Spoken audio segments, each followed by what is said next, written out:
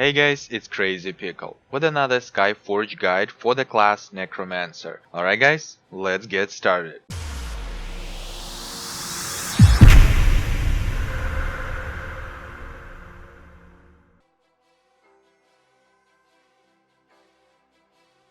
The movement speed of enemies in the area is reduced by 50%. Enemies that die in the cursed land turn into carrions up to 3 and fight on the Necromancer's side for 10 seconds. Consumes 3% of health and generates 3 points of necrotic energy if the Necromancer is in combat when using this ability. Pulls enemies that try to leave the cursed land back into the center. The effect works on each enemy only once every 12 seconds.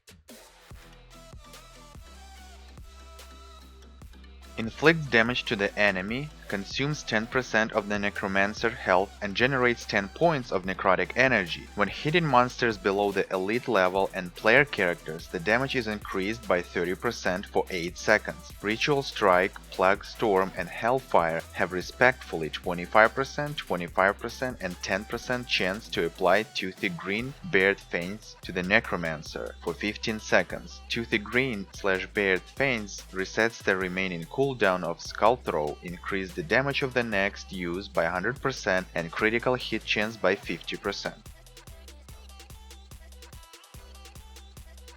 Inflicts damage to the enemy. Activates Companion's attack, known as Impulse Charge. Companion's attack damage is increased 2 times.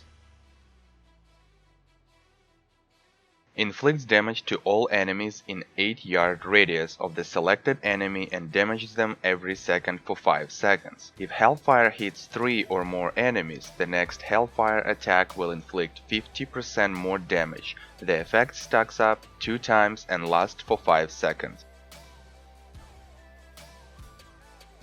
Inflicts damage to the enemy every 1.25 seconds for 8 seconds. The damage of the ability grows proportionally with the amount of health the target loses, up to 200% damage bonus when the enemy's health is below 20%. If the target dies, its body is picked up to inflict damage to the next enemy. Use this ability again to drop the body. The damage is increased by 40% for every enemy killed with this ability, up to 200% damage bonus.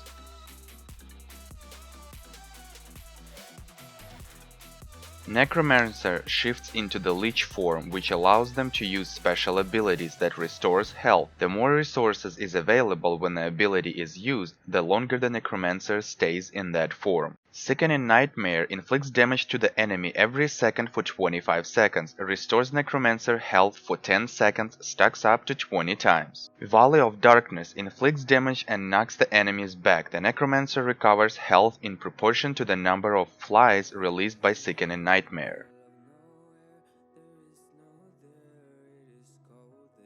Ghostly Allies, ability to summon monsters to fight on the Necromancer side. Ghostly Carrion with Ellyrium 9 talent Space Mist gains the ability to inflict damage every second from a distance. Ghostly Skeleton with Ellyrium 9 talent Space Mist pulls enemies towards it, inflicts damage every second.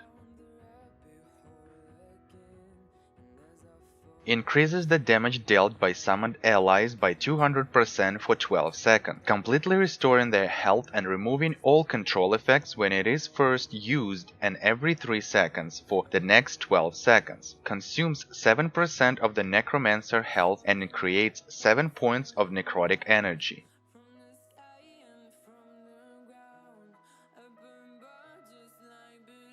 Start with a Skull Throw. Summon Ghostly Carrion and use Possession to buff it. Right away go into Lich form, right-click Valley of Darkness, then 3 left-clicks Sickening Nightmare and the Valley of Darkness again. Repeat that until Lich form expires. When Lich form expire, alternate between Plague Storm and Ritual Strike, then Skull Throw whenever it's off cooldown or when it procs. Build up necrotic energy as high as you can before you can do same rotation again. When all required abilities is off cooldown, repeat same thing over again. Skull Throw, summon Ghostly Carrion, buff it with Possession, go into Lich form, Valley of Darkness, 3 times Sickening Nightmare and Valley of Darkness again. Repeat Valley of Darkness and Sickening Nightmare until the Lich form is expired.